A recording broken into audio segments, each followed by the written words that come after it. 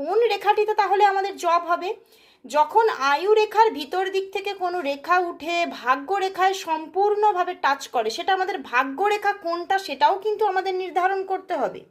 ভাগ্য রেখা হচ্ছে আমাদের এই যে এদিক থেকে, এই চন্দ্রের দিক থেকেও উঠতে পারে, আবার কখনো কখনো আয়ু রেখা থেকেও ওঠে, মাঝে মাঝে আমাদের এটা হচ্ছে যে মস্তিষ্ক রেখা, মস্তিষ্ক রেখার নিচে থেকেও এখান থেকেও ওঠে, বা কখনো কখনো মস্তিষ্ক রেখা থেকেই ওঠে। তো সেই রেখাকে, এবং সেটি কোন দিকে যেতে হবে, ভাগ্য রেখা তাকে আমরা কখন বলবো, যখন সেটি যে দিক থেকেই উঠুক না কেন, রেখাটি যখন স্যাটার্নের মিডল পোর্শন, মানে এই স্যাটার্ন মাউন্টের দিকে যাচ্ছে, বুঝতে পেরেছো?